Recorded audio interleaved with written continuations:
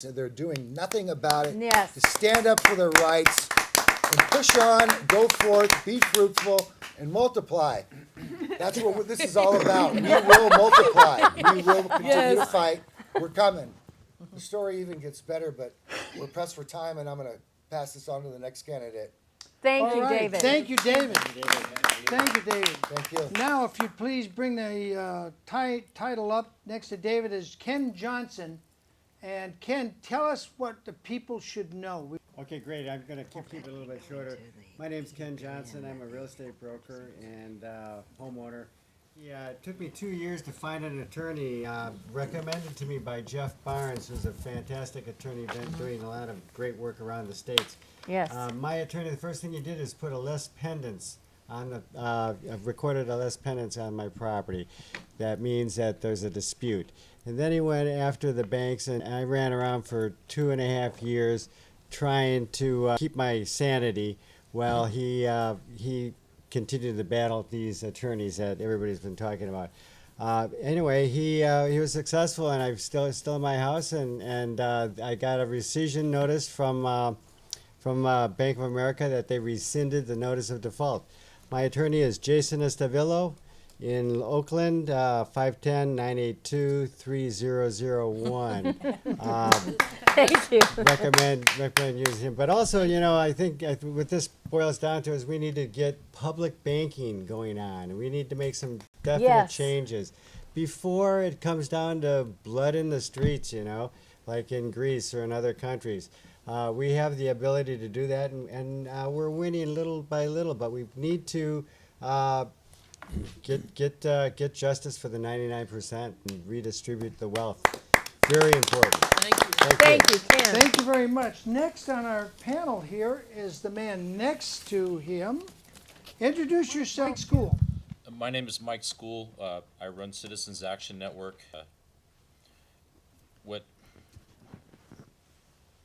What got me in this was seeing the country just going down the tubes, having kids, and just thinking about things that I can't leave this country to my children the way it is, because it's not a future. I've been having an issue with the Sheriff's Department in Butte County. They've been hiding evidence and charging me with crimes that I didn't commit, and covering for some neighbors who actually destroyed my property. They killed a dog, and they've done me about $125,000 in damage, which is being covered up. So I started investigating this because I've spent 2 years fighting with lawyers in courts and getting nowhere except bankrupted. And that's how I discovered the oaths of office and the bonds. And every public servant has to maintain a bond in good standing to ensure against fraud and corruption. And a lot of cops think they're above the law because they realize that the public doesn't know about these bonds. And if you yank their bond for fraud, they're out of a job, and you can send them to prison for violating their oath of office, which is actually treason. I represent the United American Militia Advisory Council. We represent constitutional militia in all 50 states. Our goal is to restore the nation peacefully, but if we can't, we don't have any other choice. Amen. Amen.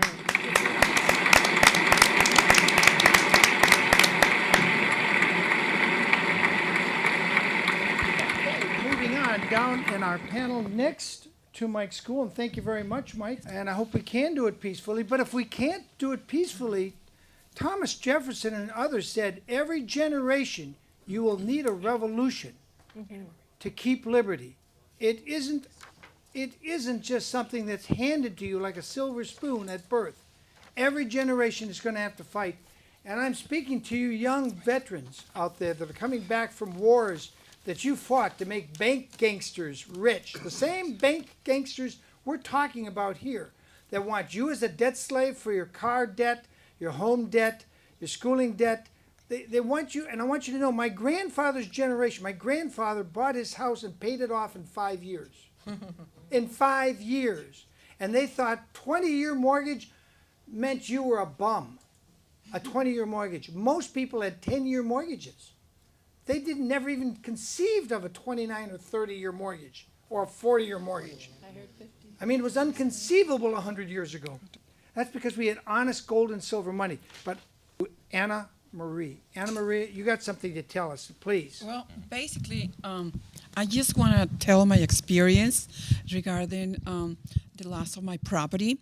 And I'm going to tell a little bit in Spanish as well. Go ahead, say it in Spanish. Well,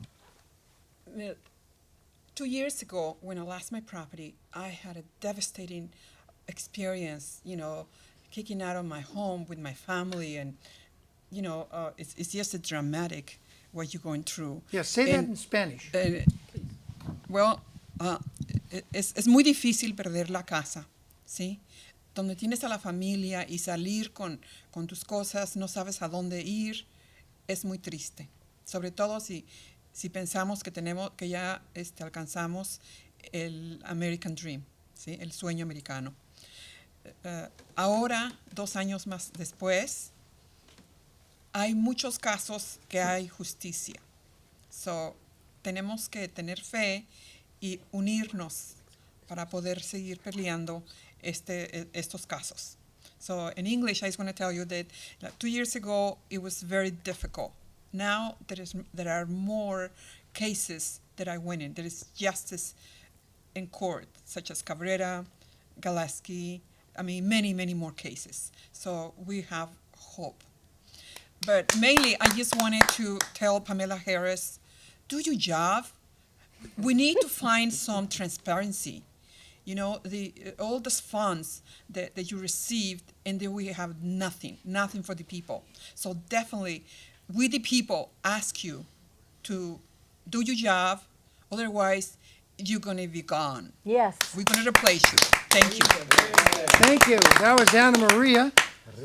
And next to Anna Marie is State Senator, I hope, soon, Ronald O'Donnell. Yay, Ronald. Boy, is this humbling. I don't know where to begin. I just need to begin by saying thank you to everyone that's spoken so far and those that will be speaking, because it was these guys right here 3 years ago that woke me up and said, Ron, go to work. I didn't even know what a qualified written response was, and I have a doctorate degree in law. I had to have little Irish lass over there to explain that to me. And I thought I was so smart. I got out of law school in 1978. What have I been doing? I learned everything I know from these people sitting here at this table and others. There's many more. There's many more across the nation.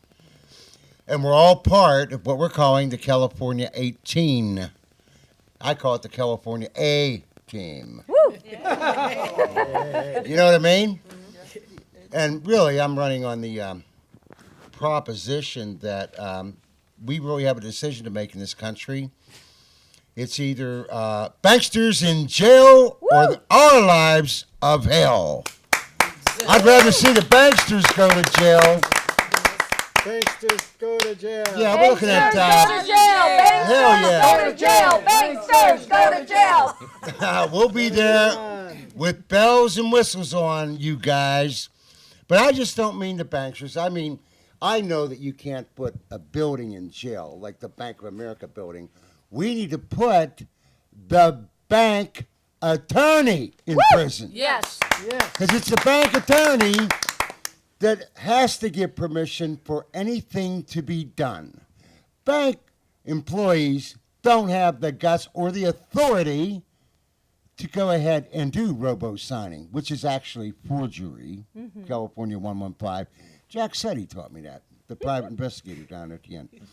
I went, hey, that's a pretty good call there, Jack. It's criminal. But you know who gave them permission to do that? It was the attorney for the bank, not the little employee that's making $7.50 an hour. We call them the Burger King employees. No offense to Burger King employees. But that's how they got them. They go through Burger King, see them there, and say, hey, you want to be a vice president of our bank? And then they'd get him in an office, and they'd have to sign 1,000 forged, not robo-signed, forged documents a day. It's $7.50 an hour. One guy told me that he was making about 3 cents per illegal forged signature. 3 cents Wow. per legal forged signature. Wow. 3 cents per house is what 3 they were cents. paying for the forgeries. So you had to do thousands. So of that's them. three cents for a $500,000 home. No, that's 3 cents $600,000 for a husband, a wife, and their children to Yes. be displaced, thrown out on the streets, nowhere to go, and not even knowing why they're getting thrown Amen, out. Ron. Amen. Amen. And one of the things is these banks are attacking marriages. They're attacking They're families. attacking families and they're breaking up marriages. And we as a country, we have to stop that. We have to tell them, no, don't do this. The family unit is too Kamala important. Harris has got to do her job. Yes. Well, I have so much I wanted to say, and I know there's no time. We have other people here that need to speak. I'm running for California State Senate District 23 in a special election, March 25th. The problem is that the people don't even know that there's an election on March 25th, and I'm running as a Democrat. Folks, there's an election March 25th. If I get the chance to represent the homeowners against these illegal foreclosures, I intend to introduce on my very first day in the job legislation through the Senate that will give these attorneys 90 days to come in, turn themselves in, they'll have immunity, come in, correct the illegal documents they placed in the court records, correct their illegal documents they placed in the county land records, and if they do that in 90 days, we'll let them walk. We'll give them a break they didn't give us. Yeah. But after 90 days, I want the FBI to go to work. I want every federal and state and county agency in this country to search them down, find them, and lock them up. Yes. Hey, Ron! Thank you very much, Mr. O'Donnell. Thank you for your help. Next on our panel here tonight is Kimi VanDyk. Kimi, you got the microphone. Hi, everybody. I'm really proud to be part of such an amazing, dynamic, smart group of people. I feel very blessed going through something like this and then finding people like this. It's given me a mission, and it's really made for an exciting life. We call it excitement and adventure. We try to make light of it because it's very serious, and when you work in it every day, it can kind of get to you. But I wanted to get a few things across to you so you could start doing some research on your own. Everyone needs to do this, and what I wanted to talk about is Bank of America and whistleblowers. So if you get onto Google and you type in Bank of America whistleblowers, you will find 7 affidavits and stories about these employees that worked for Bank of America. And I'll mention just a few of their names. William E. Wilson Jr., Simone Gordon, Teresa Terrelange, Stephen Couples, Bert Sheeks. These people stood up and went and wrote a 4 to 6 page document about what they experienced while they worked at Bank of America. They were told to lie, and the reason I know this to be true is because it happened to me, but I didn't know about the lying in the affidavits until like a year ago. And I've been in this for 3 years.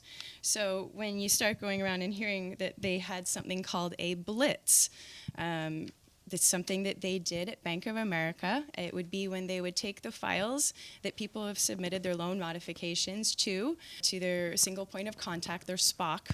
There's only supposed to be one, but you have many. That's a whole other story.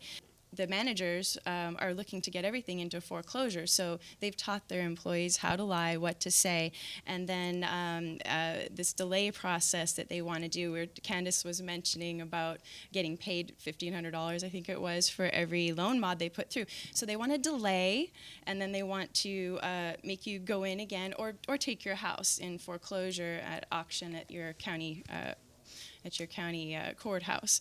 So when they run these blitzes every once a month or something like that, it purges all those documents out. So when people are saying, I didn't receive your documents, send them again, I didn't receive your documents, send them again, they were really just purging them. And even the ones that they could see in their many systems, they would lie and say they didn't see them. And there's something that they would do scorecards for their employees